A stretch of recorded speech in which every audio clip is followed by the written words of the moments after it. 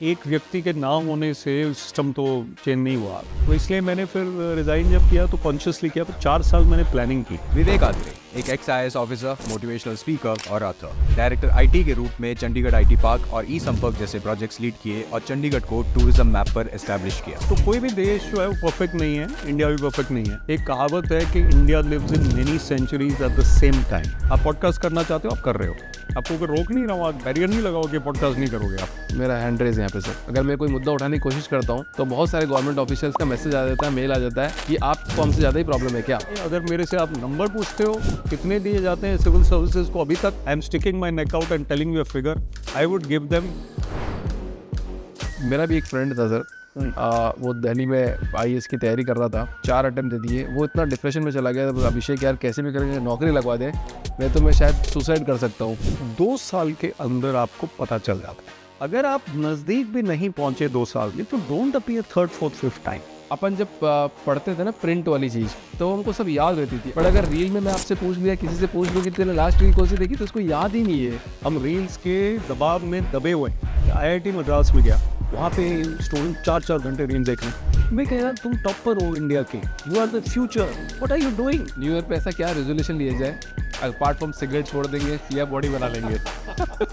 हंसमुख ज़्यादा होना, चीयरफुलनेस होना, कई चीज़ों को नज़रअंदाज कर दो यार, उसको ज़बरदस्ती गुस्सा जो आप करते हो उसको कम करो।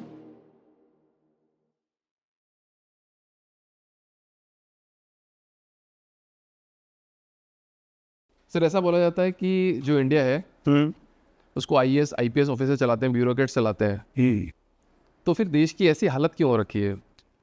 बात ठीक है आपकी, ऐसी हालत जो है ये बड़ा जेनेरिक टर्म है। हाँ। तो अगर हम देश का एनालिसिस करें 1 मिनट के लिए सीरियसली, तो कोई भी देश जो है वो परफेक्ट नहीं है, इंडिया भी परफेक्ट नहीं है। एक कहावत है कि India lives in many centuries at the same time.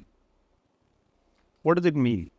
It means there are parts of India जो अभी भी 17वीं सदी की सोच है, वो बेचारे पढ़े लिखे नहीं हैं, ट्राइबल्स भी हैं, रीति रिवाज भी वही है, टेक्नोलॉजी उन तक पहुंची नहीं है। दूसरी तरफ 22वीं सेंचुरी के लोग भी हैं अभी, जबकि हम 2024 में हैं, वो 22वीं सदी में है। हाँ। वो इतना ज़्यादा हाईटेक हो गए, उनके गैजेट्स इतने हो गए, उनके जो बात करने का ढंग है वो इतना ज़्यादा वेस्टर्नाइज हो गया है, और बीच में मिडिल लेवल है। तो देयर मैनी इंडियाज़।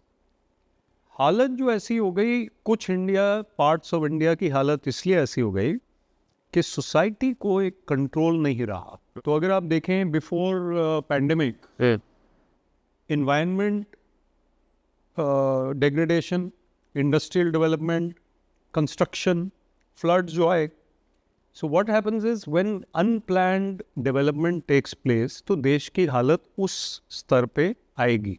उत्तराखंड में फ्लड्स कभी नहीं आए थे। जिस तरह के फ्लड्स इंडिया में इस वक्त आ रहे हैं वो अनप्लैन्ड कंस्ट्रक्शन की वजह से आ रहे हैं। Okay. Then you look at the world changed when pandemic came, atmosphere improved when lockdown was there, it was a sign. तो उसी को अगर हम देखें दोबारा, तो इंडिया भी अगर कंट्रोल्ड वे में, प्लान्ड वे में डेवलप होगा तो बहुत फ़ायदा होगा इंडिया को। अगर हम अनकंट्रोल्ड, अनप्लैन्ड, वेस्टर्न इंटरेस्ट की डेवलपमेंट करेंगे तो देश की हालत ऐसी होगी जो आप बोल रहे हैं। लेकिन अभी भी अगर आप देखें तो एक यंग एंटरप्रेन्योर जो स्टार्टअप करना चाहता है वो कुछ ना कुछ इंडिया में कर सकता है असरदार चीज़। कहाँ पे उसको गवर्नमेंट से टक्कर लेनी है वो लेगा, जहाँ पे उसको कोई लाइसेंस बनवाना है वो बनवाएगा, जहाँ पे उसको पासपोर्ट बना के सिंगापुर जाके कुछ नो हाउ लेके आना है वो लाएगा, जहाँ पे उसको जूम पे कॉल करनी है वो करेगा। राइट। उसको रोक नहीं सकता कोई। तो मेरा कहना यह है कि India is a land of opportunity. Only thing which needs to improve is the system. And Indians are good, Indians are capable, Indians are strong. Only thing is कि उसको जो impression आ रहा है कि एक इंडिया में बहुत ज़्यादा नेगेटिविटी है, बहुत ज़्यादा करप्शन है, वो impression भी बहुत ज़्यादा नहीं होना चाहिए, जो बैलेंस होना चाहिए। तो अगर मैं कहूँ कि इंडिया की हालत ऐसी है को अगर आप जेनरिक बात करें तो इंडिया की हालत सुधर सकती है। हाँ। लेकिन इंडिया की हालत उतनी ख़राब नहीं है जितनी हमें कई बार लगती है। This is what I want to say. तो मैंने एक आईएएस ऑफिसर का इंटरव्यू किया था कुछ टाइम पहले, और मैं एक्स आईएएस हूँ, वो करंट आईएएस थे। हाँ, तो उन्होंने एक बात बोली थी कि अगर पीएमओ ऑफिस में ट्रांसपेरेंसी की बात कर दी जाए, पूरा ट्रांसपेरेंट कर दिया जाए, तो पीएम को भी ये पता रहेगा कि कौन सी फाइल कितने टाइम पे कहाँ अटकी है। बट मुझे नहीं पता कि वो क्यों नहीं करते। होने देश चाहिए। की नेशनल सिक्योरिटी को छोड़ के अगर सब कुछ सिस्टम ट्रांसपेरेंट हो जाए तो मैंने आज ही हमारा technology में- देश एक अच्छी बिल्कुल। इकोनॉमी में जा सकता है, बट ये लोग नहीं करते हैं। मैं ना टेक्नोलॉजी में रहा हूँ, मतलब टेक्नोलॉजी डिपार्टमेंट, आईटी डिपार्टमेंट में रहा हूँ, जहाँ ये ट्रांसपेरेंसी की बात हो रही है। File movement and file tracking आजकल ऑटोमेटेड है। पहले हमें पता नहीं होता था, कोई आके कहते सर फाइल नहीं मिल रही, हाँ, तो हम उसको अब कह सकते हैं कि हमारे फ़ोन पे ये ऐप है, इसमें ये फाइल दिखा रहा है उस आदमी के पास, उस आदमी को पकड़ो, पूछो कहाँ है फाइल।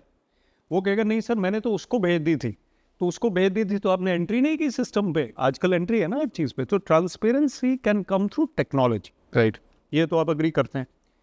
आजकल किसी गवर्नमेंट ऑफिशियल को मिलने की भी कई जगह ज़रूरत नहीं है, हाँ। क्योंकि हम टिकट जो है रेलवे का या किसी भी चीज़ का, इनकम टैक्स पेइंग का, हम ऑनलाइन कर रहे हैं।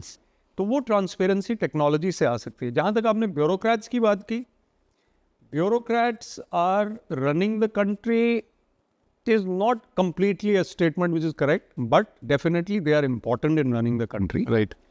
If I say politicians are running the country, वो भी गलत है, क्योंकि politicians आते जाते हैं इलेक्शन के हिसाब से। परमानेंट सिविल सर्विसेज 30-35 years की रहते हैं हाँ। सर्विस में।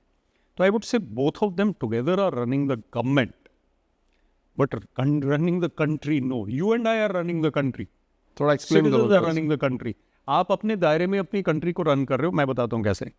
आप पॉडकास्ट करना चाहते हो, आप कर रहे हो, आपको कोई रोक नहीं रहा हूँ, बैरियर नहीं लगाओ कि पॉडकास्ट नहीं करोगे आप। मेरा हैंड रेज यहाँ पे सर। बताओ। अगर मैं कुछ बात करने की कोशिश करता हूँ, अगर मैं कोई मुद्दा उठाने की कोशिश करता हूँ, तो बहुत सारे गवर्नमेंट ऑफिशियल्स का मैसेज आ जाता है, मेल आ जाता है कि आपको हमसे ज़्यादा ही प्रॉब्लम है क्या।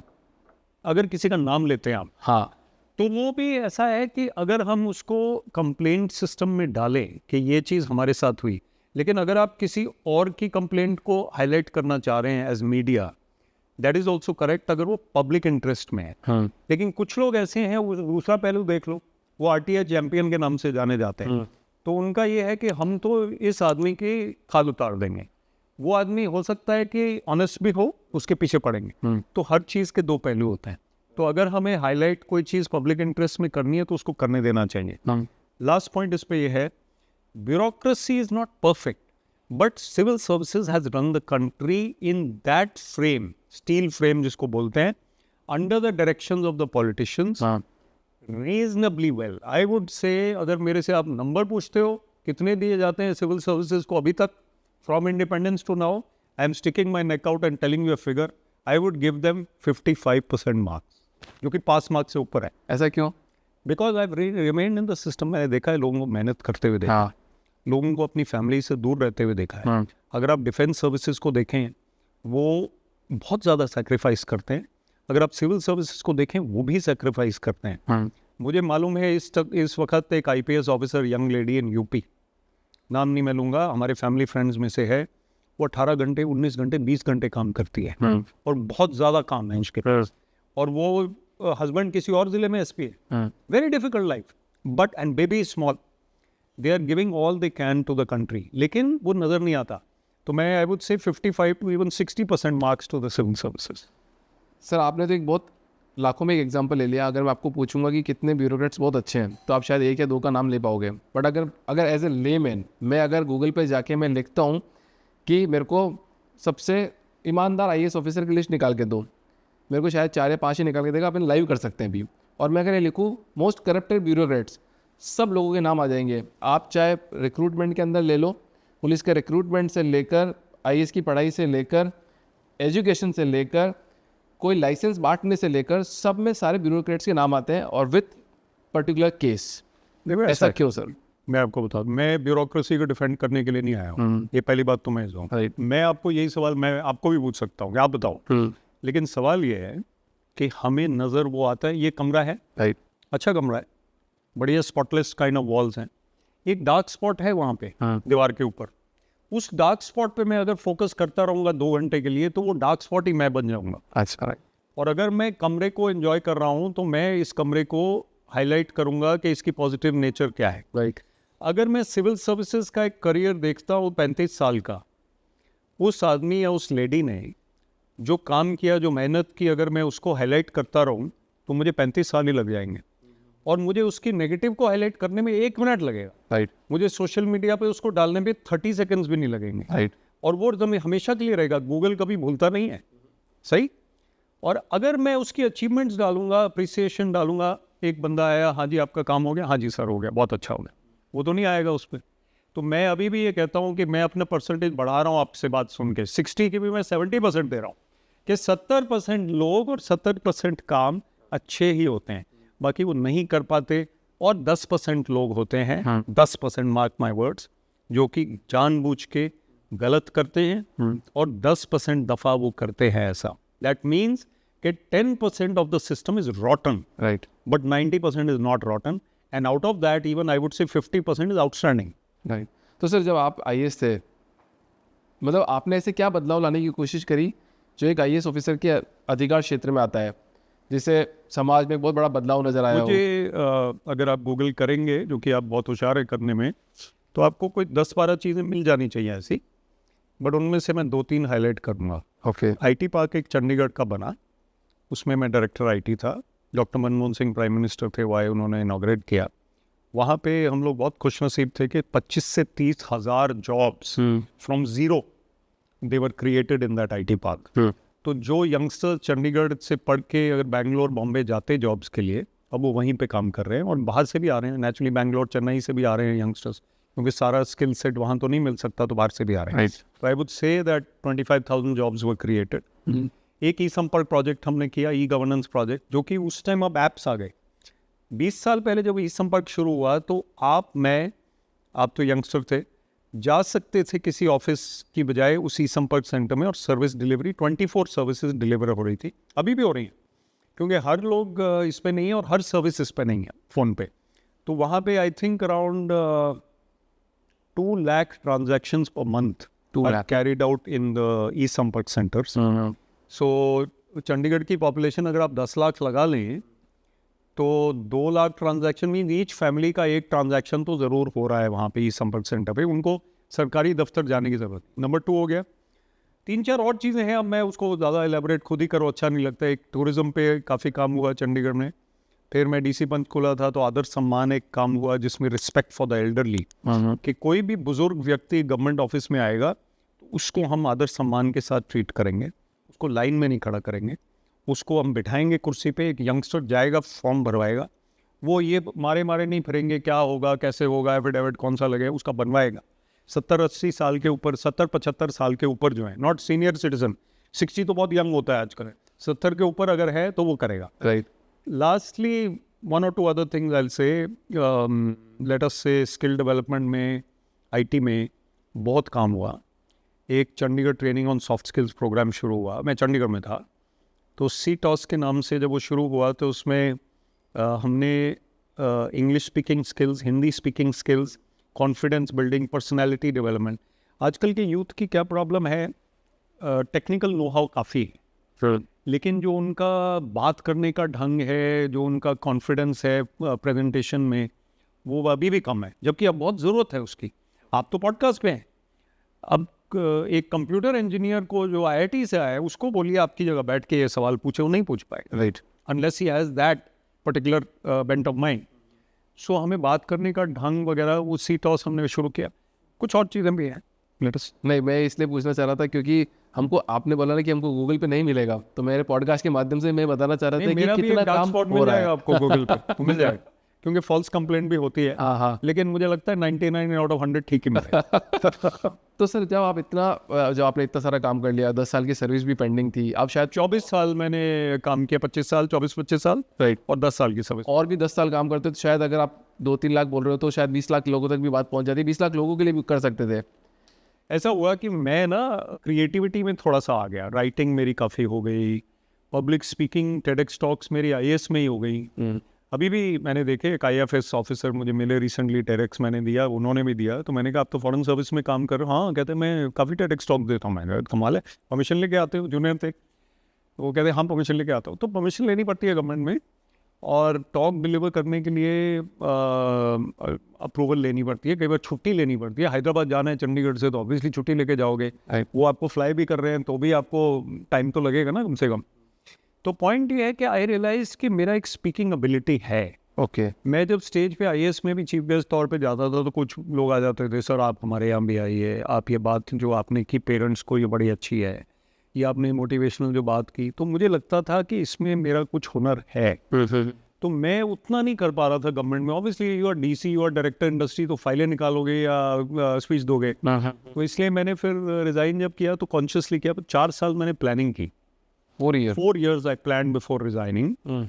और जब मैंने देखा कि मैं 24 साल 25 साल की सर्विस की है, पेंशन भी मिलेगी, ऐसा नहीं कि भाई हम बहुत जल्दी छोड़ रहे हैं, राइट तो अगर कोई मुझे कहता है कि आपने छोड़ दिया, तो मैं छोड़ दिया नहीं कहता उसको। I went on to something where I am more capable now, and I came from HCS to IAS, so I would not have become chief secretary और कैबिनेट सेक्रेटरी, मैं सेक्रेटरी रिटायर हो जाता। तो ये जो चीज़ है, अब आपके ज़रिए मैं हज़ारों तक पहुंच रहा हूँ, उनको मैं ये चीज़ बता रहा हूँ कि जो भी मेरे व्यूज़ हैं, पॉजिटिव व्यूज़ हैं, तो ये मुझे लगता है ज़्यादा सेवा है इस वक्त देश की जो मैं कर सकता हूँ, इसलिए मैंने रिज़ाइन किया। बट सारे लोग तो ये चाहते हैं कि हम लोग या तो पॉलिटिशियन बन जाए या फिर IAS IPS ही बने, जिससे कि ज़्यादातर लोगों की देश की सेवा हो सके। अपन सिर्फ एक वर्ड ऑफ स्पीच से कुछ बात करके हम लोगों की कितनी सेवा कर पाएंगे? क्योंकि जब आप नियम कानून बनाने के उस प्रोसेस में होते हो तो आप कुछ ऐसे नियम बना सकते हो, ऐसे कानून बना सकते हो जो ज़्यादा लोगों तक बेनिफिट पहुंच पाए। मुझे नहीं लगता कि इतनी स्पीकिंग करने से शायद नहीं, सॉरी फॉर मैं आपको नहीं, आपने बात आपकी जायज़ है। बात ये हुई कि 24-25 साल जो काम किया ना, उसका एक एक्सपीरियंस हो गया। अच्छा वो एक्सपीरियंस अभी इस वक्त मैं अपना यूटिलाइज करके सरकार में काम कर सकता था 10 साल, और उसमें कोई ख़ास बात नहीं है, वो तो एक्सपीरियंस के बेसिस पे आप कर ही सकते हो। लेकिन 500 IAS अफसर और बैठे हैं वहाँ पे, जिनको एडिशनल चार्ज भी मिला हुआ है, कोई काम कर रहे हैं, कोई कम के, किसी के पास कम है, किसी के पास ज़्यादा है। एक व्यक्ति के ना होने से सिस्टम तो चेंज नहीं हुआ। बट जो मैं यहाँ कर रहा हूँ वो XIAS का एक टैग भी है।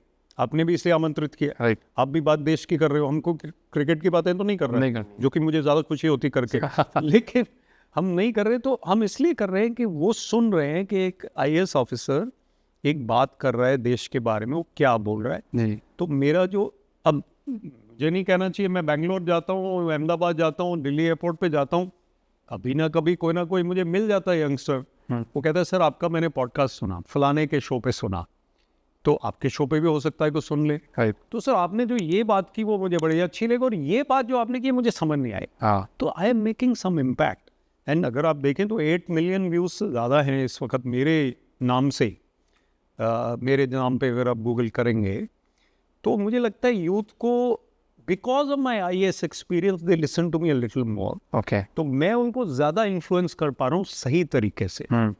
अगर हम विशियस एटमॉस्फेयर उनको देंगे और हमको कहेंगे यार सब कुछ दलदल है, सब कुछ गड़बड़ है, और तुम आगे जो देख रहे हो, तुम्हें तो पैसे कमाने और पैसे खिलाने के अलावा कोई चारा नहीं, अगर हम ये कहेंगे उनको, तो फिर वो गलत होगा। तो मेरा ये एक मोटिव है कि मैं उनको सही बात कहूँ, और किसी पोजीशन से आ रहा हूँ ओके तो वो सुनते भी है। तो नाउ यू अंडरस्टैंड कि मुझे लगता है मैं इसमें इम्पैक्ट ज़्यादा कर रहा हूँ इस वक्त, जो मैं बनिस्बत इसके कि वहाँ बैठा होता। तो इसमें एजुकेशन का भी तो कितना रोल है? अगर अपन एजुकेशन सिस्टम की बात करें तो अगर प्राइवेट कॉलेज और गवर्नमेंट कॉलेज स्कूल्स की बात करें तो वहाँ पे एक 5 साल तक के बच्चे को ज़्यादा एजुकेशन देनी चाहिए स्टार्टिंग में। उन टीचर्स की सैलरी बहुत कम है, और जो कॉलेजेस में एजुकेशन अलग टाइप की है, उन टीचर्स की सैलरी बहुत हाई है। तो यहाँ पे एजुकेशन सिस्टम में बहुत बड़ा लैग नहीं है। अगर यहीं से हम पूरा सरकार इस सिस्टम को सुधार दे तो क्या आपको नहीं लगता कि अपन को ये करने की ज़रूरत नहीं पड़ेगी? बिल्कुल नहीं, अच्छी बात है। Education is my pet subject and close to my heart. मुझे लगता है देश को एजुकेशन और हेल्थ केयर पर सबसे ज़्यादा फोकस करना ज़रूरी है। और हमारा जो GDP का एलोकेशन है वो भी आप देखें 4% से कम है दोनों में। कोविड में थोड़ा बढ़ाया गया हेल्थ केयर का, बट स्टिल बहुत कम है। डिफेंस का ज़रूरी है, लेकिन डिफेंस का बहुत ज़्यादा है। नाउ मैं डायरेक्टर स्कूल एजुकेशन रहा, डायरेक्टर टेक्निकल एजुकेशन रहा, हायर एजुकेशन में नहीं रहा। बट मैंने जो देखा, आपने ठीक कहा कि ज़्यादातर जो रुझान है वो एडमिनिस्ट्रेटिव मैटर्स पे भी है। सेंसस में भी टीचर्स को लगाया जाता है, क्योंकि वर्कफोर्स नहीं है आपके पास। पुलिस को नहीं लगा सकते आप, पुलिस सिक्योरिटी करेगी, लेकिन टीचर जाके सेंसस करते हैं। अभी सेंसस होने वाला है फाइनली, 2021 में होना था, कोविड की वजह से डिले हो गया। अब एजुकेशन में अगर गवर्नमेंट टीचर्स के बच्चे प्राइवेट स्कूल में पढ़ रहे हैं, वो गवर्नमेंट स्कूल में पढ़ा रहे हैं, तो वो किस मन से पढ़ा रहे हैं? उनका अपना बच्चा तो वहाँ पढ़ रहा है। सो आई थिंक गवर्नमेंट टीचर्स का एक तो स्टेटस थोड़ा सा हमें बढ़ाना चाहिए, उनको इंसेंटिव देना चाहिए, बल्कि उनकी ट्रेनिंग होनी चाहिए, उनकी मॉनिटरिंग भी होनी चाहिए, नो डाउट। जी राइट। अब मैं एज डायरेक्टर स्कूल एजुकेशन, मैं एजुकेशन मॉनिटर नहीं कर पा रहा था, मैं तो उनके एडमिनिस्ट्रेटिव मैटर्स ही हैंडल कर रहा था। मुझे संडे को बैठ के 6 घंटे की मीटिंग करनी पड़ती थी कि यार तुम पढ़ा क्या रहे हो, ये तो बताओ। हाँ सही। Understand? So administrative matters were more and educational matters were less. अगर हम इसको बदल दें तो फिर इम्प्रूवमेंट होगा। तो ये है कि एजुकेशन में जो लोग हैं वो देश का भविष्य बना रहे हैं। आपने सही कहा कि एजुकेशन सिस्टम को इम्प्रूव करने से देश ही इम्प्रूव हो रहा है। कौन आ रहा है वहाँ से? कोई पेप्सी के प्रोडक्ट्स तो बना नहीं रहे, कोई हम रिफ्लेक्टर्स तो बना नहीं रहे रोड सेफ्टी वाले, हम यूथ को प्रिपेयर कर रहे हैं फ्यूचर के लिए। राइट।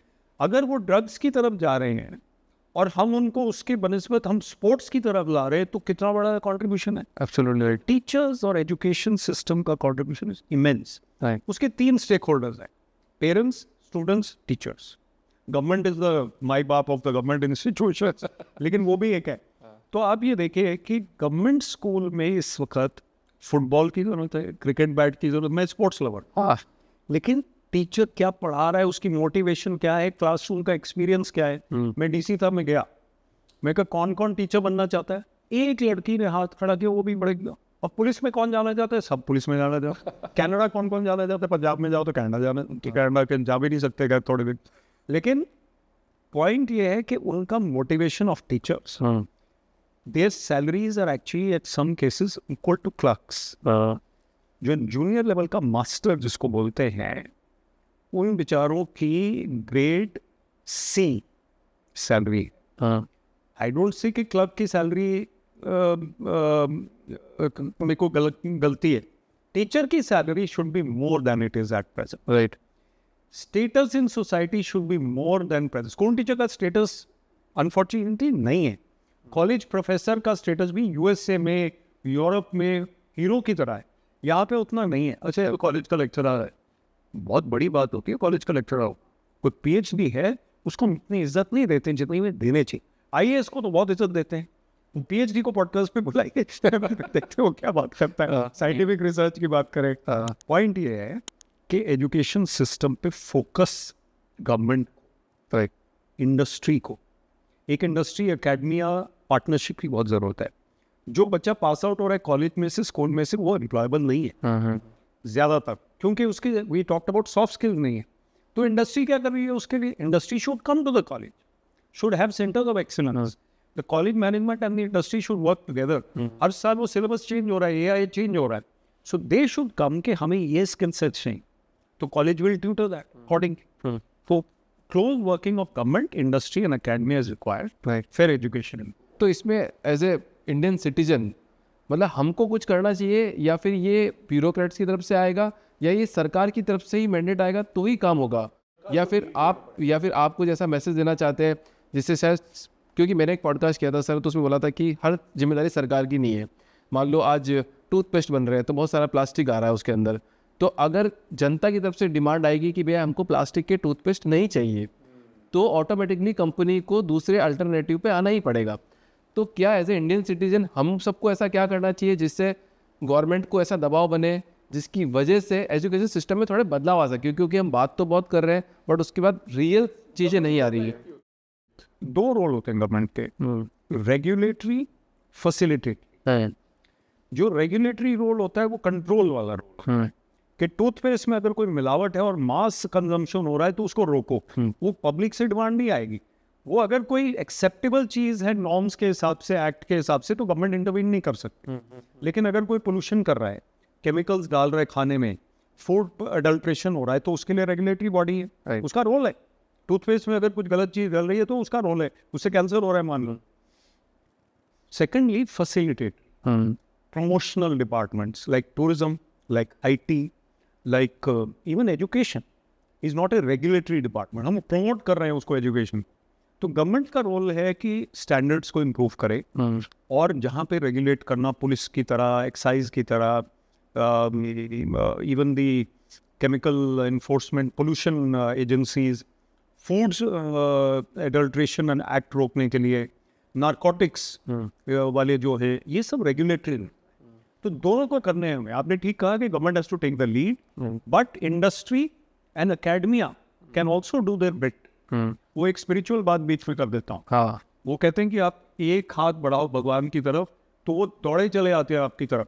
भाई थोड़ा सा हमें भी बढ़ाना पड़ेगा, फिर गवर्नमेंट दौड़ी चली है कि पता नहीं, लेकिन तो सर इसमें प्राइवेटाइजेशन नहीं कर सकते क्या? अगर पूरा जैसे प्राइवेट ले तो एक बहुत बड़े फाउंडर है. कई चीज़ों को प्राइवेटाइज करना चाहिए और कई चीज़ों को नहीं करना चाहिए.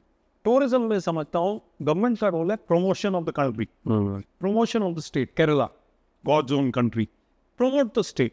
But hotel running is not the government job. नहीं, वो वेटर आपने रिक्रूट कर दिया, उसकी क्वालिफिकेशन आपने देखी नहीं, उसका अब वो किसी का अगर सिपाही लग गया क्या सब करेगा 30 साल के लिए. तो he has to be a professional. Private industry is required where professionalism is. Government is required at the macro level. अच्छा, तो मतलब एक बार थोड़ा सा होलिस्टिक भी दे दीजिए कि गवर्नमेंट का एक्चुअली क्या काम होना चाहिए. मेरे हिसाब से जो मैंने जितना सीखा है पढ़ा है, तो गवर्नमेंट की मुझे 3 काम लगते हैं. हेल्थ केयर इंडस्ट्री को इम्प्रूव करना, देश की नेशनल सिक्योरिटी को हमेशा बचा के रखना, और रोड ट्रांसपोर्ट ये करना. बाकी सब बिजनेसमैन और आप पूरी देश की जनता का काम है. आपके हिसाब से एज एन IAS ऑफिसर आपका क्या पॉइंट ऑफ व्यू है कि गवर्नमेंट की क्या रोल होने? गवर्नमेंट के रेगुलेटरी जो रोल्स हैं वो चेंज नहीं हो सकते. अब आप एक्साइज डिपार्टमेंट, वो आप प्राइवेटाइज नहीं कर सकते. नहीं, एक्साइज कस्टम्स है, कोई ड्यूटी नहीं पे कर रहा है, कोई स्मगलिंग कर रहा है, वो तो गवर्नमेंट ही रोकेगी ना. राइट. कोई अगर वहाँ से गाड़ी गलत चला रहा है, रैश ड्राइविंग कर रहा है, तो पुलिस ही रोकेगी. तो these are regulatory roles which government has to maintain. And other examples are many many, जैसे ड्रग्स का मैंने बोला, नार्कोटिक्स, जैसे नेवी है, डिफेंस है. Then we can also say something like raiding polluting industry. कि आपने वो इक्विपमेंट क्यों नहीं लगाया जिससे पोल्यूशन कम होगा. अब मान लो दिल्ली में हम बैठे हुए हैं इस वक्त, तो दिल्ली का पोल्यूशन 2-3 चीज़ों से हो रहा है.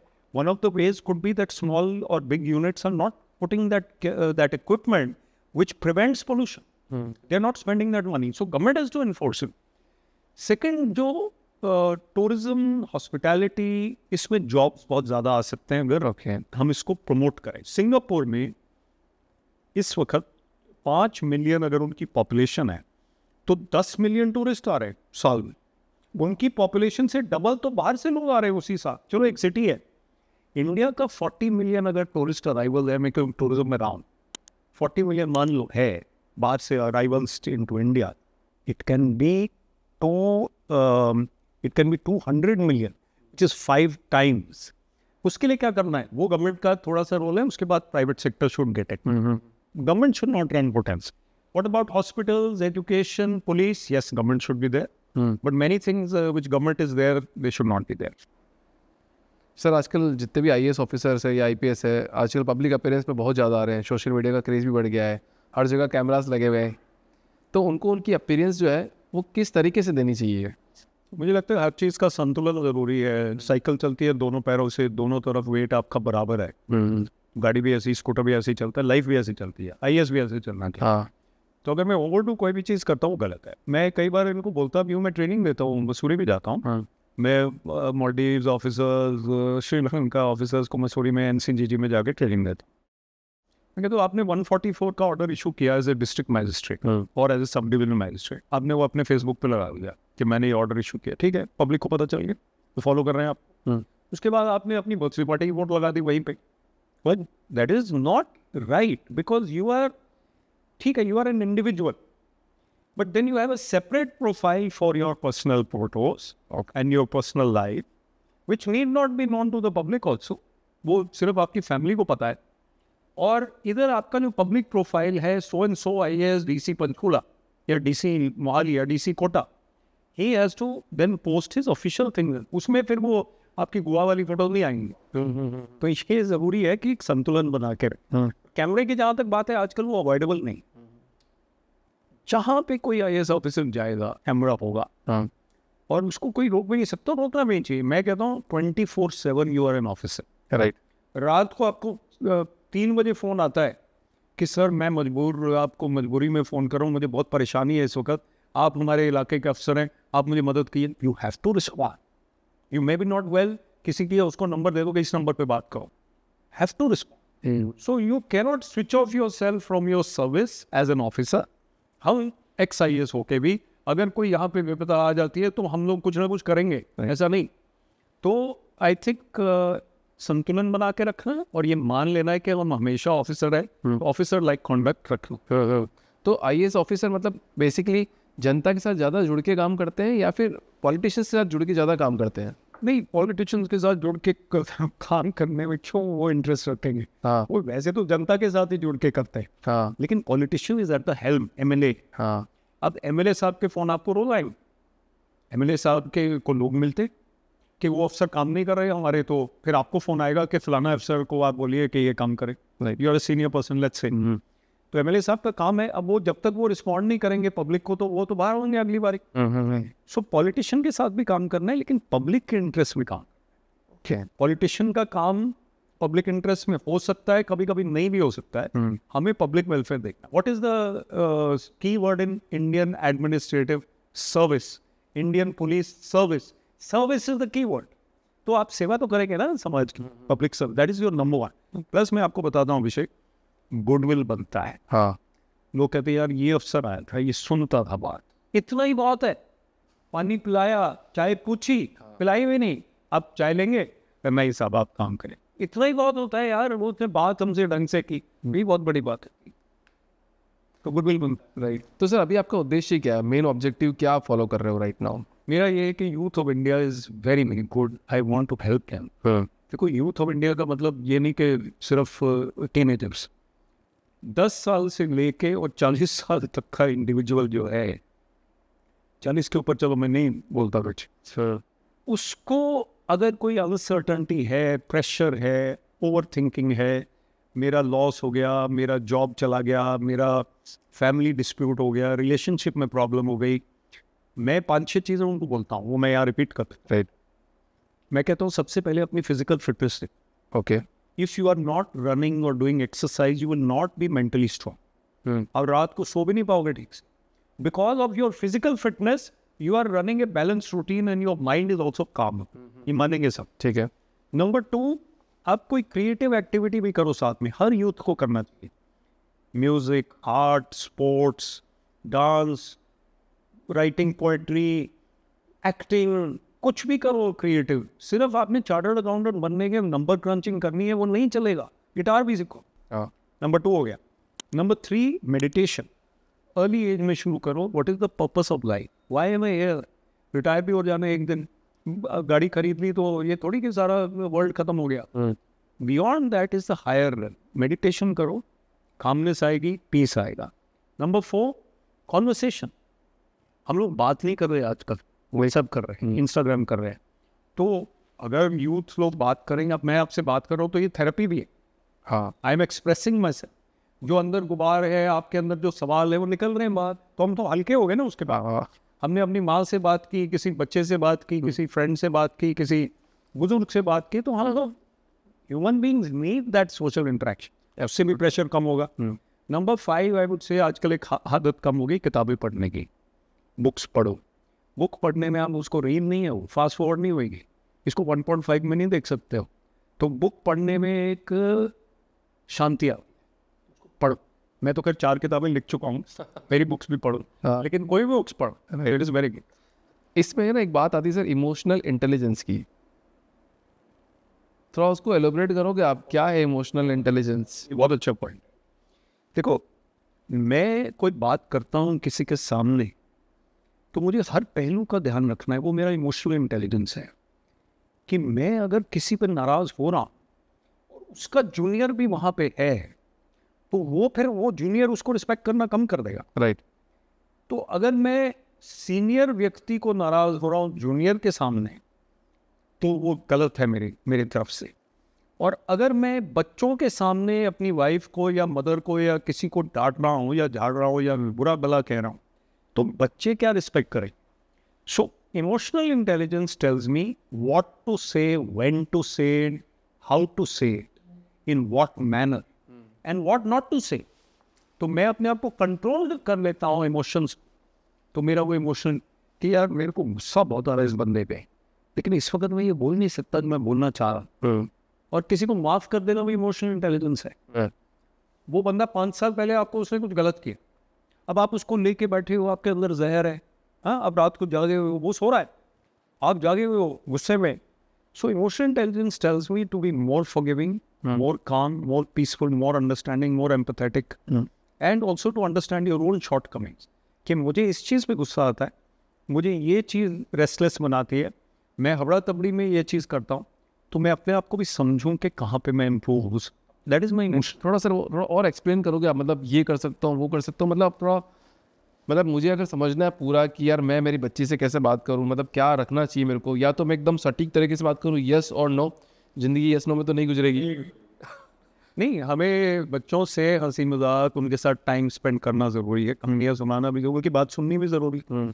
इमोशनल इंटेलिजेंस का मतलब ये हुआ कि दूसरे व्यक्ति को मैं रिस्पेक्ट के साथ, चाहे वो किसी भी लेवल का है, मैं उसकी बात जब सुन रहा हूँ तो मैं सुन रहा हूँ, ये नहीं कि मैं फ़ोन में हूँ या जवाब देने के लिए सुन रहा हूँ, ठीक है। एक्चुअली ऑब्जर्व कर रहा हूँ उस व्यक्ति का। जैसे मैंने कहा, मन भी हल्का हो जाता है। हाँ, आपको नहीं पता कि आपकी रिस्पेक्ट बढ़ रही है जितना आप दूसरों की बात सुन रहे हैं, और जब वो गुडविल आपके अंदर आ रही है तो उसके बाद वो इमोशनल इंटेलिजेंस आपका बढ़ता ही जाएगा। आप देखेंगे कि अच्छा, वो लोग, दो लोग जो है ना, इनमें टेंशन है, अभी ये लड़ाई होने वाली है कल इनकी, पक्का हाँ, हाँ, सिमरिंग है tension, tomorrow they will fight, तो पहले से ही बुला लो। ये मुझे लगता है कि तुम्हारी आपस में कोई टेंशन है, दो हमारी टीम है दोनों, तुम ना देखो ऐसा है, ये बंदा ठीक हो, ज़्यादा इसको वो मत करो, तुम पहले nip it in the bud. That is my emotional intelligence as a leader. Communication is very important in emotional intelligence, right. और फिर फर्मनेस इज ऑल्सो इम्पॉर्टेंट। ऐसा नहीं कि मैं किसी को गालियाँ निकाल रहा हूँ, वो गलत है, बट जहाँ पे मुझे अडिग होना है, हाँ अडिग भी होना है कि 4 बजे का मतलब 4 बजे, और ये चीज़ का मतलब ये चीज़। मैं बॉस हूँ तो तुम मुझे लाइटली भी नहीं ले सकते। So these are all very balanced, but basically emotional intelligence is to be able to channelize your emotion to the right direction. Sir आपको बहुत लोग देखना सुनना बहुत पसंद करते हैं, जैसे कि अपन थोड़ी देर पहले बात भी कर रहे थे, बहुत सारे लोग आपको मिलते हैं, बात करते हैं आपसे कि आपकी ये बात पसंद आई है। सबसे ज़्यादा इम्पॉर्टेंट एक आदमी की ज़िंदगी में प्रेशर हैंडलिंग होता है। बिल्कुल। इससे इम्पोर्टेंट मेरे को लगता नहीं कि इसके बियॉन्ड कुछ होगा, चाहे वो जॉब को लेके हो, चाहे फैमिली को लेके हो, चाहे करियर किसी को भी लेके हो। तो प्रेशर हैंडलिंग को कैसे डील किया जाए किसी की लाइफ में? मुझे लगता है ये बहुत अहम सवाल है, इम्पोर्टेंट सवाल है। देखिए, इस वक्त प्रेशर ज़्यादा है। आप 100 साल पहले सोचो एक व्यक्ति क्या करता, 100 ईयर्स को, हाँ, ये माइक नहीं था, ये कॉफ़ी नहीं थी, ये चलो पानी तो था, फ़ोन नहीं था, ठीक है, लाइट भी नहीं थी शायद, और कूल थे बंदे। They were sitting, they were talking, they were going for walks, आपस में अंडरस्टैंडिंग होगी, कभी लड़ाई हो गई, ठीक है, सुलझ गई, तुम पंचायत में चले जाते होंगे, ये सिंपल लाइफ। हाँ। शादी में गए तो 1 हफ्ते के लिए गए, फ़ोन नहीं कर रहा कोई, कहाँ पहुँचे कब पहुँच रहे हो, कोई नथिंग इज हैपनिंग, कोई। राइट। हिमाचल में अभी भी ऐसे लोग हैं, वैसे मेरी वाइफ हिमाचल से, मैं भी करता हूँ कि हिमाचल में आपके लोग जो है ना, वो अभी 4-4 घंटे बिना फ़ोन देखे आराम से कुल्ली बैठे हुए, कमाल। अब हमारी ओवर थिंकिंग प्रेशर है, because everything is so fast, expectations are very high कि यार ये 4:30 बजे होना चाहिए, जोमेटो वाला अभी तक पहुंचा नहीं है, अभी तक ये ब्लिंकिट वाला 9 मिनट की जगह 11 मिनट हो गया। तो ये एक्सपेक्टेशन जो है ये बहुत हाई, तो प्रेशर तो होएगा ना उसमें। और ये बंदा कहता है यार तुम इसको चैट जीपीटी से करके लाओ, और इसमें मिस्टेक्स पर भी है, तो क्या लाए हो तुम, और मेरे को टाइम नहीं, बॉस कह रहा है। Abusive language has started in the corporate world, which is wrong. The other person, मैं ये कंसल्टेंट्स को देखता हूँ लैपटॉप लेके घूम रहे हैं, खैर मैं भी लैपटॉप लेके आया हूँ, लेकिन वो कंसल्टेंट जो है वो उसकी आंखें बाहर आ रही है, रात को स्प्रेडशीट बना रहा है, क्या करेगा, प्रेशर बहुत है, अब्यूजिव लैंग्वेज आ रही है, pressure from home, relationship, so these things expectations are too high. उसके लिए आई थिंक 5 चीज़ें मैंने बताई, वो meditation, physical fitness, creative thinking, conversation, and books. These are ways. There are other ways also. Everybody has his own. Travel may be another way. कि आपने पड़ोस का शहर ही नहीं देखा, बाला हो क्या वहाँ पे देखो क्या कुछ है, तो take out time for yourself. Right. Sir 12th fail movie भी आपने देखी होगी। देखिए, 6 साल तक लोग तैयारी करते हैं, 4 अटेम्प्ट देते हैं, फिर उसके बाद में उनको लगता है कि, मेरा भी एक फ्रेंड था सर, वो दिल्ली में IAS की तैयारी कर रहा था, 4 अटेम्प्ट दे दिए, वो इतना डिप्रेशन में चला गया, अभिषेक यार कैसे भी करके नौकरी लगवा दे, नहीं तो मैं शायद सुसाइड कर सकता हूँ, क्योंकि मैं ना तो मेरे को कुछ आता है, मेरे को पढ़ाई के सिवा मैं कोई बात नहीं कर पाता हूँ, सिर्फ मेरे को मैथ्स के सवाल सॉल्व करने आते हैं, थोड़ा जनरल का नॉलेज है, अब मैं कॉर्पोरेट में जाऊँ तो जाऊँ कैसे एंट्री करूँ।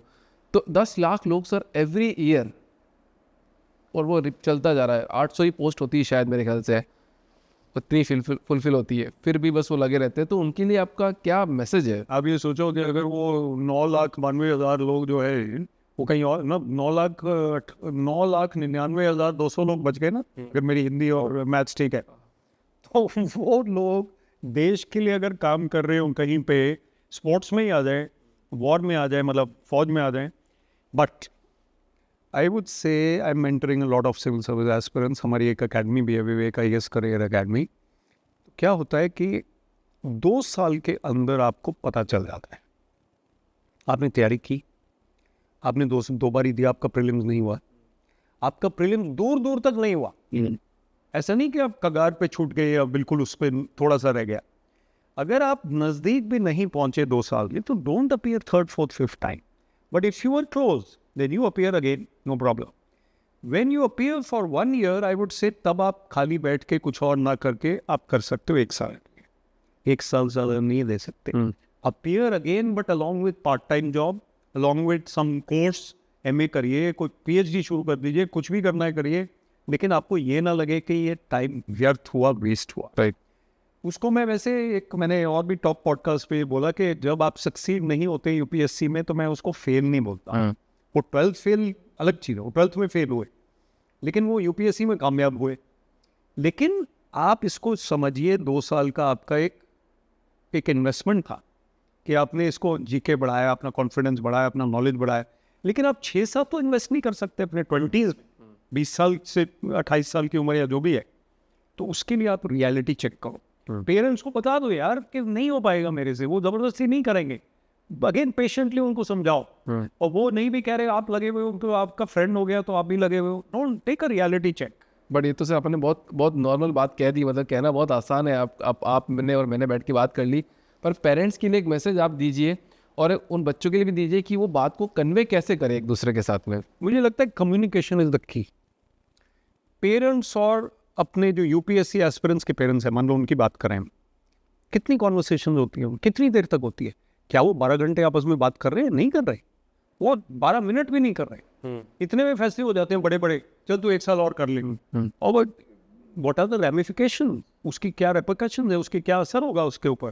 तो वो बंदा वहाँ दिल्ली जाएगा, मुखर्जी नगर में रहेगा, और यहाँ पे वो पेरेंट्स आस लगाए बैठे हैं, वही 9,99,200 are not going to succeed out of 10 lakhs। तो फिगर मेरा ठीक है। तो ये जो आस लगाए बैठे हैं, थोड़ा सा अब इंडियन टीम में आना कोई आसान है? इंडियन क्रिकेट टीम में अभी 100 लड़के तैयार है इस वक्त इंडियन टीम के लिए। चलो इंडिया हार गया न्यूजीलैंड से, वो अलग बात है, but otherwise 100 boys can play for India. But वहाँ पे 1 crore boys want to play for India, तो वो भी कोई रेशियो नहीं है ना। भाई नहीं भाई। मैं रियलिटी, मैं 18 ईयर्स में क्रिकेट छोड़ के इंजीनियरिंग में गया। ओके। मेरा दिल टूट गया, मेरे पापा ने बोला इंजीनियरिंग करो, क्रिकेट छोड़ दो, लेकिन सही कहा उन्होंने, अल्टीमेटली सही कहा ना। हाँ। अब मैं वो सोचता यार मैं इंडिया खेलूंगा, नहीं हो पाना। तो आपको रियलाइज बाद में हुआ? बहुत पहले ऐसा लग रहा था कि नहीं कर सकता हूँ, मैं पहले कर लगता सकता हूँ। था कि क्रिकेट खेल के उसमें आ जाएंगे आस लगाए बैठा हो, जैसे UPSC एस्पिरेंट होता है। हाँ। बट आई वुड से एक चीज़ मैं इसमें उनको थोड़ी सी मैं प्रोत्साहन भी दूंगा, मोटिवेशन दूंगा। Strategy, hard work and self development साथ में 80-20 रोल होता है। 80% आपने अपना फोकस इस पे रखना है, 20% अपने ऊपर भी रखना है। कि मैंने एक थोड़ा सा स्लीप पे, meditation, physical fitness, conversation, movie भी देखी, उस पर भी जोर दिया, तो मैं फ्रेश हूँ। मेरा आउटपुट पढ़ाई का ज़्यादा ज़रूरी है, ये नहीं कि 12 घंटे मैंने पढ़ा। राइट। भाई आपका 2 घंटे का आउटपुट है, उसका फ़ायदा क्या है? Output is more important. So I would say it is possible, but take a reality check after 2 years। कोई ऐसा कुछ तरीका है पता करने का? हम बहुत दूर रहे हैं, प्रीलिम नहीं क्लियर हो पा रहा है। 70 मार्क्स से 100 आने थे, 70 आए, तो पता ही है इससे ज़्यादा क्या चाहिए। उससे ज़्यादा नहीं, मतलब पता चल जाएगा कि नहीं हो सकता है, ये सबको पता लग सकता है इजीली। 2 बारी में आपका दूर दूर तक चांस नहीं था। हाँ। तीसरी बारी में कम चांस, बहुत कम। चौथी बारी में और कम। हाँ। अच्छा, आप अपने लेक्चर्स में क्या क्या सिखाते हैं, मतलब क्या किस तरह की बातें और करते हैं आप? थोड़ा मेरे व्यूअर्स को अगर वो प्रिविलेज मिल जाए तो बहुत अच्छा होगा। मैं 3-4 बातें बता देता हूँ। नंबर 1 इज इमोशनल इंटेलिजेंस, जो आपने कहा, पीपल स्किल्स। हमें माइक के साथ तो बात नहीं करनी, हमें लोगों से ही बर्ताव करना है। कौन कहाँ से आया, कोई बंदा आया, वो जूनियर है, उससे पूछो कहाँ के हो तुम, क्या करते हो, क्या इंटरेस्ट है तुम्हारे, बस बहुत है। 2 मिनट में वो खुश है। आपका सबॉर्डिनेट है, उसको आपने पूछा ही नहीं 6 महीने से कि तुम्हारे बच्चे ठीक हैं। हाँ। तो as a human being, emotional intelligence tells me, leadership tells me to look after my team. Give them motivation. But if they are not working, strictness is also required. Then number 2, I tell them how to handle failure. Problem आई, दिक्कतें आई, how to bounce back, resilience. कैसे faith in God रखो, faith in yourself. Low feel कितनी देर करना है हमें? 2 दिन feel करना है, 3 दिन फील करना है, 4 साल तो नहीं लो फील कर सकते. नहीं. लाइफ तो नहीं है इतनी लंबी. नहीं. Next I tell them about public speaking skills. हम लोग कम्युनिकेटर हैं, आप भी कम्युनिकेटर हो, लेकिन हर व्यक्ति नहीं है, वो नहीं अपने आप को एक्सप्रेस कर पा रहा है या कर पा रही. तो कैसे हम कॉन्फिडेंटली बोलते हैं, ये भी मेरा सब्जेक्ट है. ओके. उसके बाद 1-2 और चीज़ें हैं, जैसे AI वर्सेस HI. AI के दौर में ह्यूमन फैक्टर को कैसे कायम रखना. हाँ. हर चीज़ तो ChatGPT नहीं है ना. नहीं. जो मैं लिख सकता हूँ अपने आप को, मैं अभी भी राइटर समझता हूँ, Cool. तो मैं दावे के साथ कह सकता हूँ कि मैं ChatGPT से अच्छा लिख सकता हूँ. और उसमें ह्यूमन टच है. ह्यूमन टच है. हाँ. वो वर्ड वो यूज़ करेगा मैकेनिकल, वो सही वर्ड यूज़ करेगा डिक्शनरी के हिसाब से. हाँ. लेकिन मैं जो यूज़ करूँगा उसमें ह्यूमन टच आएगा कि उसमें नहीं आएगा. थोड़ा सी कुछ बना के देखिए कि अपन, मतलब कोई एक छोटा सी सेंटेंस बनाते हैं. जैसे कि हम लोग बैठे यहाँ पे पॉडकास्ट करते हैं. हाँ. So I would say in this podcast, the aroma of coffee, the sight of cookies, the color combination, and the smile at the twinkle in the eye is generating excitement. अब ये ChatGPT नहीं लिख सकता है. अच्छा, वो तो वो लिखेगा जो उसके उसको सिस्टम ट्विंकल इन द आई तो समझ ही नहीं आएगा ना. नहीं आएगा. जब तक मैं उसमें फीड नहीं करूँगा, अगली बार दिखाएगा. अच्छा, आप ये बात आपने बहुत सही बोली. सर, किताबें पढ़ने से वो 1.5x में नहीं निकाल सकते. मेरे को एक बहुत बढ़िया चीज़ याद आ रही है इसके अंदर कि ना, अपन जब पढ़ते थे ना प्रिंट वाली चीज़, तो हमको सब याद रहती थी. अगर प्रिंट में है तो वो हमारे दिमाग में छप जाता है. बट अगर रील में मैं आपसे पूछ लिया, किसी से पूछ लूँ कि तेने लास्ट रील कौन सी देखी, तो उसको याद ही नहीं है. मैंने एक आर्टिकल लिखा, उसका था title India is railing under reels. हम रील्स के दबाव में दबे हुए हैं. IIT मद्रास में गया, कई IITs में कॉलेजेस में जाता हूँ टॉक देने, वहाँ पे स्टूडेंट 4-4 घंटे रील देख रहे हैं. मैं कह रहा तुम टॉपर हो इंडिया के, you are the future, what are you doing? So you be discipline, self regulation. Sports में जो बंदा दौड़ लगा रहा है वो सो जाएगा टाइम, वो रील नहीं देखेगा, क्योंकि उसने एनर्जी वहाँ पे लगा दी. अगर वो स्पोर्ट्स में नहीं है तो उसका दिमाग यहीं पे रहेगा. तो बहुत ज़रूरी चीज़ है. सर, एक 2 आखिरी सवाल मैं आपसे पूछना चाहूँगा, ठीक है, बिकॉज टाइम बहुत कम है. जी. And I value your time. आपके काफ़ी सारे अपॉइंटमेंट रहते हैं. तो सर, मेरा लास्ट सवाल ये है कि सब लोग नौकरी करते हैं, पैसा सभी कमा लेते हैं, IAS ऑफिसर भी होते हैं, IPS ऑफिसर भी होते हैं, नौकरी कर ली, बहुत सारी अच्छा कर लिया, बट क्या लास्ट में वो लोग फेम के लिए उतर जाते हैं कि यार हमें अब बस ऐसा चाहिए कि लोग हमें जाने? बिकॉज अगर आप देखेंगे कि बहुत सारे कोचिंग सेंटर ऐसे हैं जहाँ पे पढ़ाई की चीज़ें तो आउट कम होती है और उनकी मोटिवेशनल बातें बहुत आउट होती है. तो क्या वो अपना खुद का ब्रांड बनाने की सोच रहे हैं या फिर स्टूडेंट्स को एक्चुअली वो हेल्प करना चाहते हैं? मैं उनको डिफेंड करूँगा. देखो, ऐसा है कि स्पिरिचुअल बात करते हैं थोड़ी सी. वर्ल्ड में इंसान क्या ढूंढ रहा है? मटेरियल वर्ल्ड में money, power and fame. These are the 3 main things. Donald Trump है, उसके बाद तीनों है. फेम नहीं है, वैसे कोई उसको पसंद नहीं, पर वो इलेक्शन जीतने वाला है. Money, power and fame. Now money का बहुत लोगों को पता चल जाता है बहुत जल्दी कि यार मनी के पीछे भागने का कोई फायदा. एक अंत होना चाहिए हर चीज़ का. कुछ और नहीं पता चलता. वो अभी स्टॉक मार्केट में लगे हुए हैं, फ्लॉरा उनकी लाइफ ही स्टॉक मार्केट है. हाँ. चलो, स्टॉक मार्केट वालों को बुराई नहीं कर रहा मैं. पावर का नशा भी कहीं ना कहीं तो उतरेगा ना. कितनी देर तक आपको सैल्यूट चाहिए? कितनी देर तक आपको वो बंदा? अब मैं अपनी गाड़ी चलाता हूँ, सब इसमें भी चला लेता था. ड्राइवर छुट्टी करो, अपनी कार चलाओ यार. Thirdly fame. फेम का जो एक ललक है वो सबसे लास्ट में जाती है. इवन स्पिरिचुअली कहते हैं कि आप किसी को प्रेज करते हो, ब्लश करेगा. आप किसी संत जी को भी प्रेज करोगे, वो भी ब्लश करेंगे. तो फेम और पॉपुलैरिटी और अप्रिसिएशन की ललक जाती नहीं है. वो हार्मलेस है compare to money and power. Any money and power के पीछे जब हम पागल होते हैं तो हार्मफुल ज़्यादा हो सकता है ना. वैसे प्रैक्टिकली देखो, पैसा कितना कमाना है आपको? लीगली कमाना है, इलीगली कमाना है? पावर का नशा कि किसी को क्या करना है, किसी को टाल दिया, किसी को टांग दिया, किसी को कुछ कर दिया. फेम का जो है, अगर हम कंट्रोल्ड वे में रहें. अब शाहरुख खान है, चलो वो तो कहीं ना कहीं उसके भी लाइक्स और फॉलोअर्स कम होने ही है ना. विराट कोहली भी रिटायर होगा ना अभी. तो पॉइंट ये है कि fame is also not ever lasting. Right. But to be appreciated is a human tendency. अगर मैं उससे भी ऊपर निकल गया कि मुझे अप्रिसिएशन से कोई फर्क नहीं पड़ता, तो मैं पता नहीं क्या बन गया, तो वो हार्मलेस है। लेकिन जो आपने कहा, पढ़ाई कोचिंग सेंटर्स को रन करने के लिए सबसे ज़रूरी है, quality is more important than the motivational, right. वो जहाँ तक मैं सब, क्योंकि मैं उस लाइन में मैं मेंटर ज़रूर हूँ एक एकेडमी का, लेकिन मेरा वो एकेडमी वाला काम सिर्फ आई वुड से is 10% of my overall work. Right. तो जिसका 100% वो काम है, वो अपना ब्रांड बिल्डिंग कर रहे हैं, मोटिवेशन कर रहे हैं, और अपनी अकेडमी या अपने काम को भी बिल्ड कर रहे हैं, फिर और स्टूडेंट्स आ रहे हैं उनके पास, अल्टीमेटली तो उनको पढ़ाना पड़ेगा। राइट। वो जो मोटिवेट होने आ रहा है, वो भी तो आपकी तरह पूछेगा ना कि यार मैं पढ़ने आया हूँ, ये मोटिवेट नहीं था। तो लेकिन I would say many of them are my friends also, मुझे स्टेज पे कई जगह मिलते हैं, आई वुड से कि कुछ हद तक ज़रूरी है, but they have to focus on the core competence also. Right. Sir, अभी न्यू ईयर भी आने वाला है, जी, तो मेरा आखिरी सवाल, न्यू ईयर पे ऐसा क्या रेजोल्यूशन लिए जाए, अपार्ट फ्रॉम सिगरेट छोड़ देंगे या बॉडी बना लेंगे? मेरे ख्याल हमने इसी में एक आंसर दे दिया कि हंसमुख ज़्यादा होना, चीयरफुलनेस होना, कई चीज़ों को नज़रअंदाज कर दो यार, उसको ज़बरदस्ती गुस्सा जो आप करते हो उसको कम करो। तो I think if you look at your own self, new year resolution में मैं अगर अपने आप को देखूं, तो अगर मेरे अंदर कोई ऐसा इम्परफेक्शन है जो अभी मैं इम्प्रूव कर, and I have improved from before, can I improve further? हाँ, ये वाली बातें जो है कि मुझे 6 बजे सुबह उठना है या मुझे ये वाला गेम शुरू करना है, वो तो टेंजिबल चीज़ है ना, वो तो मतलब प्रैक्टिकल एंड वो कई बार होती है, नहीं होती है। वेट कम करना तो सभी अपने आप को प्रॉमिस करते हैं, लेकिन ये जो सेल्फ इम्प्रूवमेंट वाली रेजोल्यूशन है कि मुझे रेस्टलेस नहीं होना, आपसे घबराहट से काम नहीं करना, शांत होना है, ये ज़्यादा ज़बरदस्त। इसको आप मेजर नहीं कर पाओगे कि मैं 6.2% इम्प्रूव हो गया, राइट। लेकिन आप कम से कम कोशिश करते रहो, और उसमें आपको नुकसान भी ज़्यादा नहीं है, क्योंकि आप ये भी नहीं कह सकते कि यार मेरे से रेजोल्यूशन पूरा नहीं हुआ, कोई हाँ मैं तो पहले से शांत हो गया।